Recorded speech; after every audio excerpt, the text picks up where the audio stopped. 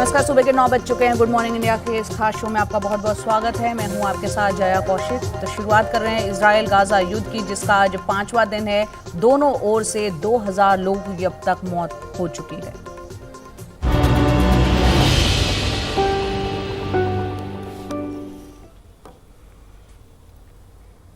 तो युद्ध का आज 5वां दिन है और धीरे धीरे ये हम देख रहे हैं किस तरह से गंभीर होता चला जा रहा है पूरा मामला। इजराइल का दावा है कि उसने इजराइल में घुसे 1500 हमास आतंकियों को ढेर किया है। युद्ध के 5वें दिन हमास की तरफ से बातचीत का प्रस्ताव रखा जा रहा है, लेकिन इजराइल गाजा पर पूर्ण कब्जे की तैयारी में है। इजरायली वायुसेना लगातार गाजा में आतंकी ठिकानों पर बमबारी कर रही है और साथ ही साथ कई रिहायशी इलाकों पर भी बमबारी हुई है। और पूरा का पूरा गाजा का अगर ड्रोन के जरिए जो लगातार तस्वीरें आ रही हैं, उससे पता चलता है कि क्या हालात इस वक्त गाजा के बने हुए हैं। इजरायली सेना गाजा पर ज़मीनी हमले के लिए भी तैयारी कर रही है। जवाब में हमास की तरफ से भी लगातार रॉकेट दागे जा रहे हैं। ऐसा ही एक हमला एश्केलोन शहर के होटल पर हुआ, जहां पर हमारी एनडीटीवी की टीम भी रुकी हुई है। युद्ध को लेकर अमेरिका, भारत, फ्रांस, ब्रिटेन जैसे कई देश पूरी तरह से इजराइल के साथ खड़े हैं, तो रूस समेत कुछ देश खराब होते हालात के लिए अमेरिका को जिम्मेदार मानते हैं।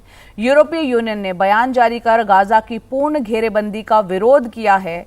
इधर इजरायली प्रधानमंत्री बेंजामिन नेतन्याहू ने जो बाइडेन, पीएम मोदी से फोन पर बातचीत की है। जो बाइडेन ने कहा कि हमास ने इजराइल में नरसंहार किया है, वहीं प्रधानमंत्री मोदी ने कहा कि मुश्किल वक्त में हम पूरी तरह से इजराइल के साथ खड़े हैं। अमेरिकी विदेश मंत्री आज ब्लिंकन इजराइल के लिए रवाना हो रहे हैं। हमास के हमलों में 14 अमेरिकी नागरिकों की भी जान गई है, जबकि कुछ को बंधक बना लिए जाने की भी खबर है।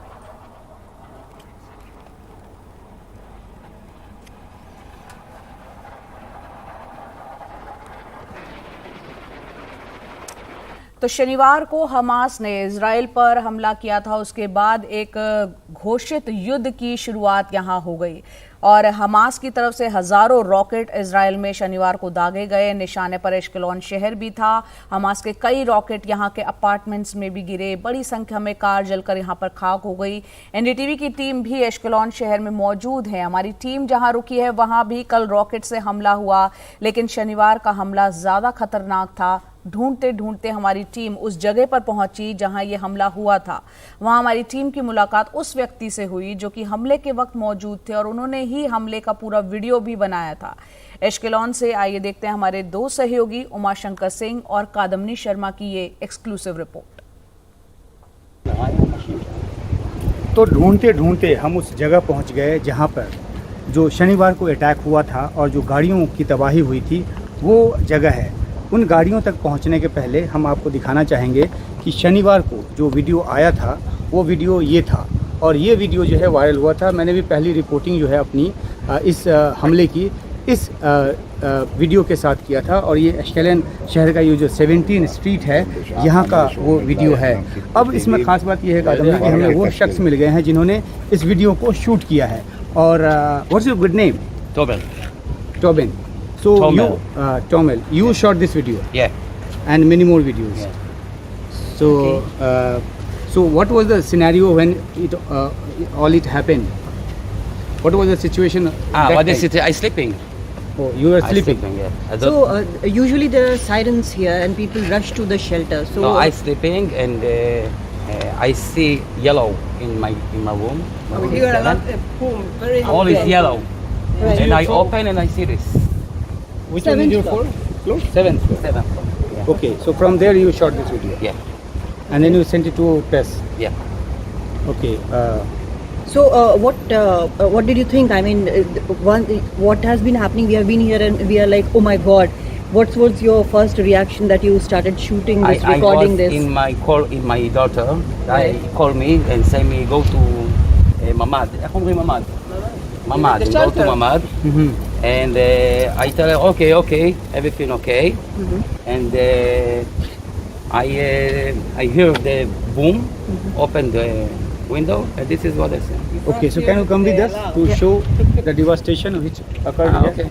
ओके, तो ये जो है वीडियो, मैंने इसको इस तरह से पहचाना कि वीडियो में एक पीली कार है नज़र आती है, और वो पीली कार जो है कादम्बी, वो ये पीली कार है। और हम आपको बाद में उस वीडियो के साथ साथ दिखाएंगे कि ये पीली कार उस वीडियो में जो इन्होंने पहला वीडियो शूट किया वो कहाँ नज़र आ रही है। बिल्कुल, ये this stands out actually, and that is why we were trying to search for this. And the moment we saw this, we understood that this is the place where the which took the direct hit from the rocket. Yeah. Right? और उस पीली car के सामने एक car जिसका कि bonnet निकला हुआ है, वो भी वीडियो में साफ नज़र आ रहा है। और वो कार जो है वो ये कार है, ये वाइट कलर की, ये फोर्ड की जो है सुपर ड्यूटी कार इस पे। अब हम चलते हैं उस जगह पर जो कि चंद कदम के फासले पर है, जहाँ से आग की जो भयंकर तस्वीर है वो नज़र आई। Can you once again show me that video?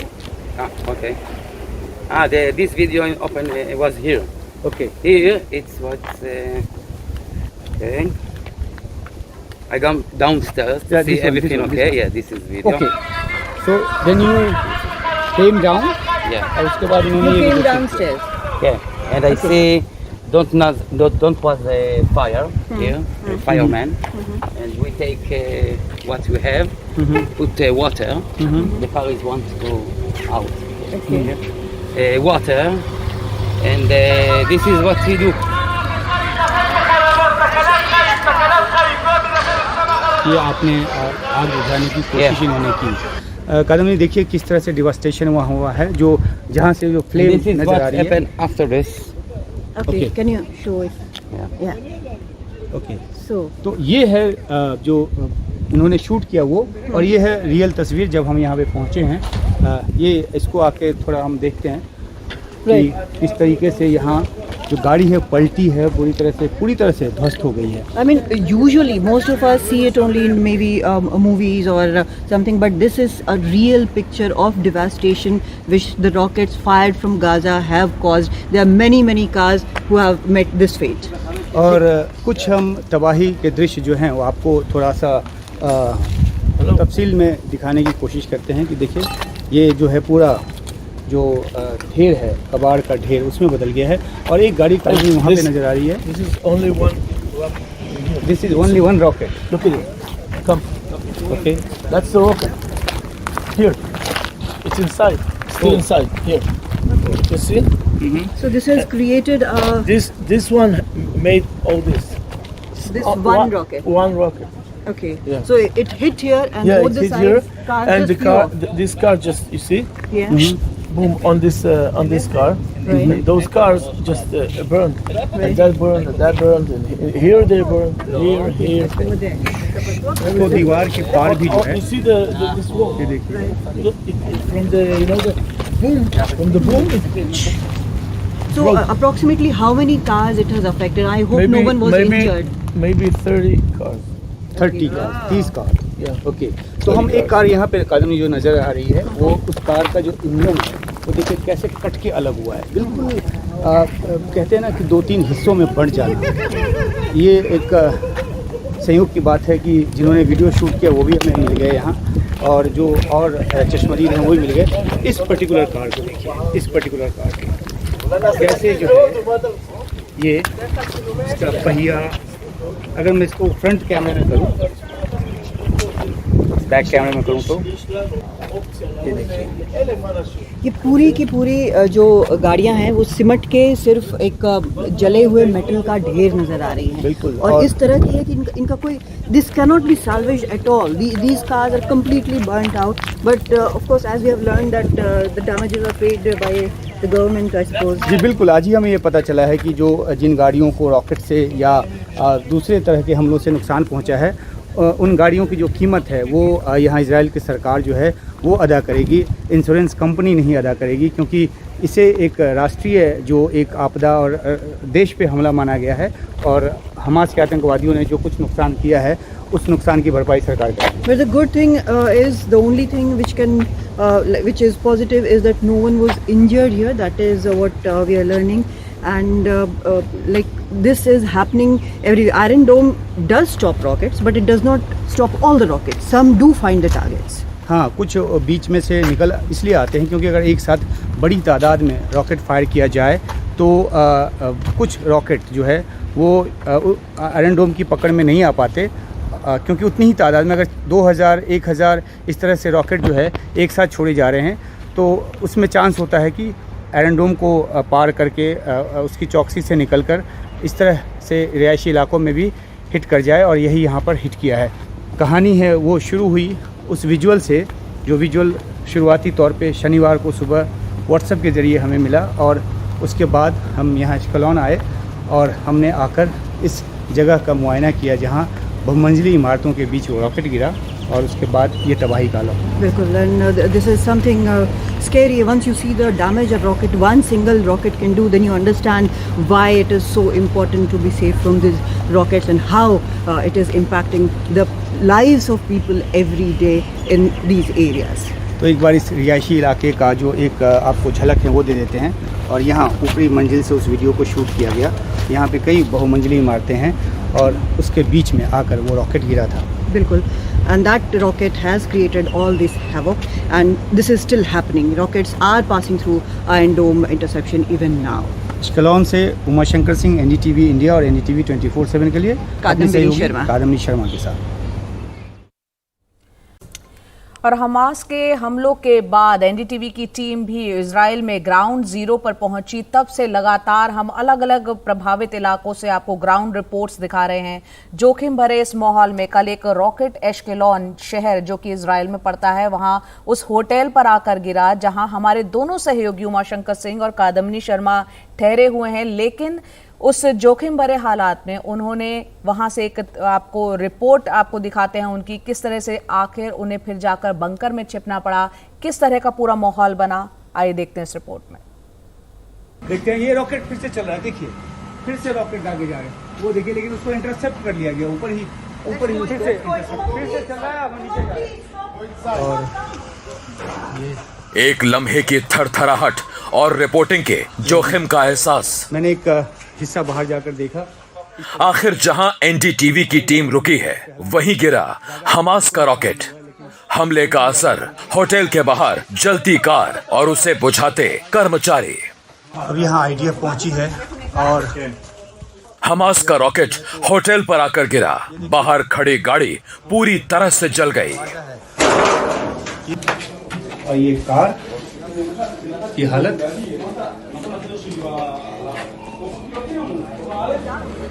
देखिए मेन दरवाजा, ये मेन दरवाजा होटल का, और ये रूफ।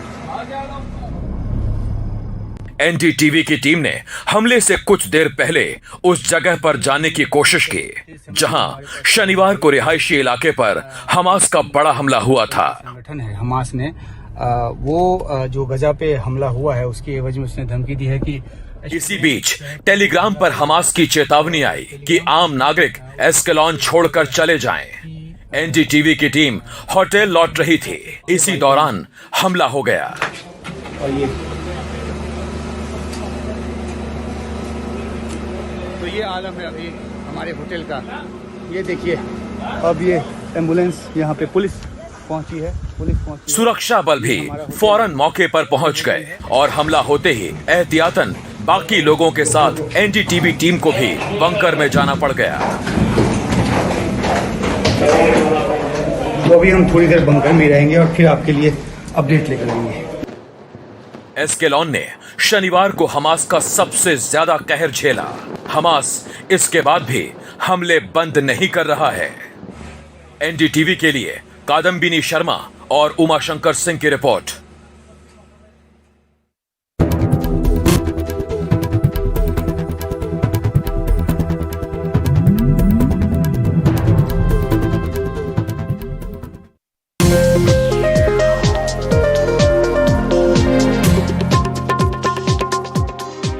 इजराइल और हमास के बीच जो युद्ध छिड़ा है उससे दुनिया भर में चिंताएं काफी बढ़ गई हैं। पश्चिम के ज्यादातर देश इजराइल के साथ खड़े हैं जबकि पश्चिमी एशिया के देश फिलिस्तीन के साथ खड़े हैं।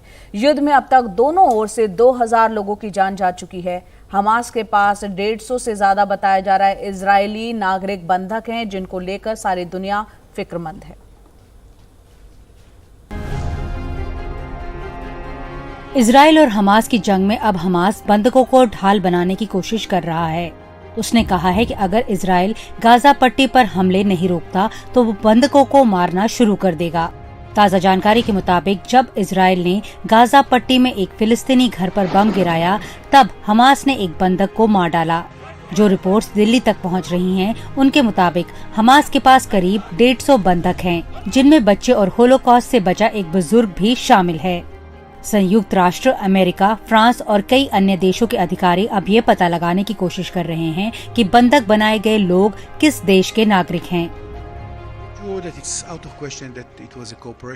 हमारे प्रधानमंत्री ने काफी साफ कर दिया है, हम उत्तर में कोई युद्ध नहीं चाहते, लेकिन अगर वहाँ कुछ होता है तो उन्हें भारी कीमत चुकानी पड़ेगी। फिलहाल इजराइल पूरी तरह एकजुट है, हमें राजनीति की कोई परवाह नहीं।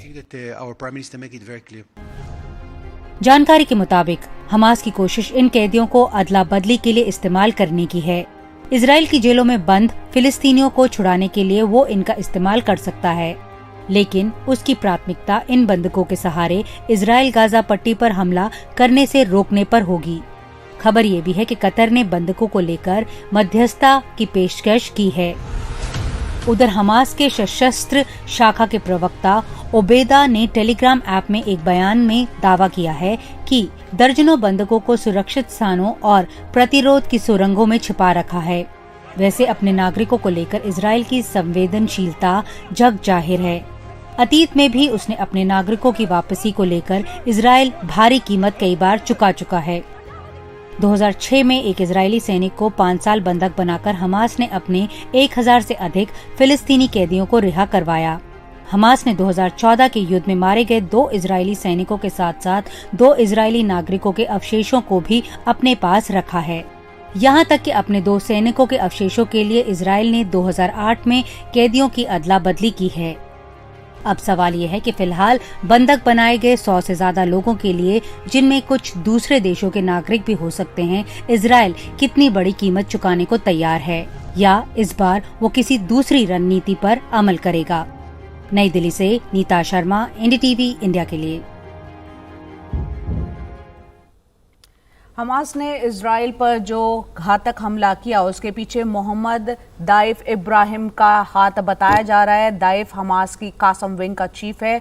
उस तक पहुंचना इजराइल के लिए क्यों मुश्किल है, इस पर देखते हैं हमारे सहयोगी रविशंकन शुक्ला की रिपोर्ट। वो खुद व्हील चेयर पर है, अपने दम पर चल नहीं सकता। 57 बरस की उम्र में उसने 7 हमले झेले हैं। घायल भी हुआ, बीवी बच्चे मारे गए, लेकिन वो बचा रहा और अब वो इजराइल को दहला रहा है।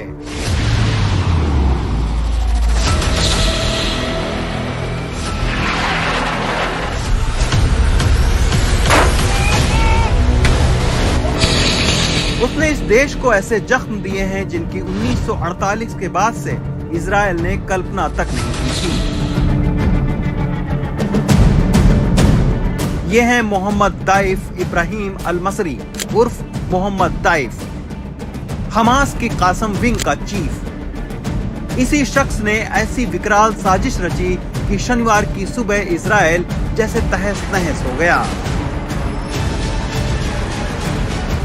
27 अक्टूबर की सुबह जब इजराइल के लोग अपनी रोजमर्रा की जिंदगी शुरू करने जा रहे थे, तभी जमीन, हवा और समंदर से एक साथ उन पर हमले हुए। वो मारे गए, घायल हुए और पकड़ लिए गए। इन्हीं बंधकों की बदौलत अब हमास इजराइल से सौदे की कोशिश में है। सवाल ये उठता है कि इजराइल की खौफनाक खुफिया एजेंसी मोसाद अब तक मोहम्मद दाइफ को पकड़ क्यों नहीं पाई? उसने इजराइल के आधुनिक सुरक्षा तंत्र को चकमा कैसे दिया? हकीकत ये है कि 23 साल से इजराइल दाइफ को खत्म करने की कोशिश में है, लेकिन दाइफ किसी तकनीक की मदद लेता ही नहीं है, इसलिए उसे पकड़ना मुश्किल होता जा रहा है। न ही उसके बारे में ज्यादा जानकारियां हैं और न ही उसकी ज्यादा तस्वीर। लेकिन दाइफ की शुरुआती जिंदगी पर एक नजर डालते हैं। दाइफ की शुरुआती जिंदगी फिलिस्तीन के शरणार्थी कैंप में बीती। यूनिवर्सिटी में पढ़ते हुए वो मुस्लिम ब्रदरहुड आंदोलन से प्रभावित हुआ, लेकिन यासिर अराफात के ओस्लो समझौते से नाराज होकर वो हमास से जुड़ गया। 2010 में मोहम्मद दाइफ ने खुद लिखा कि अल-अक्सा मस्जिद समेत पूरे जेरूसलम से लेकर उत्तर से दक्षिण की 1 इंच भी जमीन इजराइल को नहीं दी जाएगी। इजराइल पर ताजा हमले को अल-अक्सा मस्जिद विवाद का भी नतीजा माना जा रहा है। माना जा रहा है कि ताइफ के नेतृत्व में हमास ने इसकी बेहद चुपचाप तैयारी की और अचानक ऐसे समय हमला किया जब इजराइल जैसे सोया हुआ था। सवाल ये उठ रहा है कि क्या ताइफ को अब इजराइल पकड़ पाएगा या नहीं। रवीश रंजन शुक्ला की रिपोर्ट, एनडीटीवी इंडिया।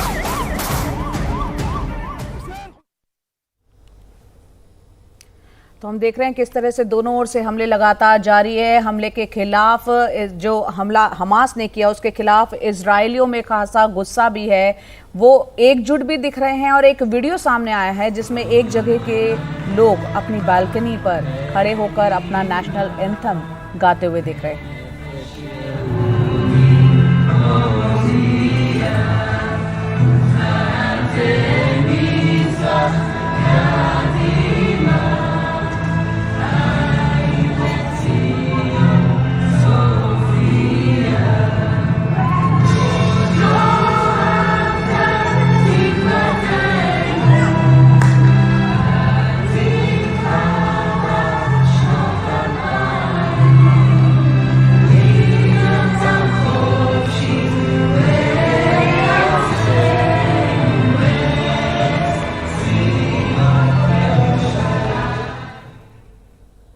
तो पूरी दुनिया इन हालात पर नज़र बनाए हुए है। वहीं इजराइल के प्रधानमंत्री बेंजामिन नेतन्याहू ने प्रधानमंत्री मोदी को फ़ोन किया। पीएम मोदी ने ट्वीट करके इसकी जानकारी दी है और ये लिखा है कि मैं प्रधानमंत्री नेतन्याहू को धन्यवाद देता हूं कि उन्होंने फ़ोन करके वहां के जारी हालात की ताज़ा जानकारी दी।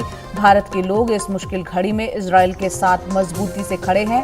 भारत आतंकवाद के हर रूप और हर कार्रवाई की सख्ती से और स्पष्ट शब्दों में निंदा करता है।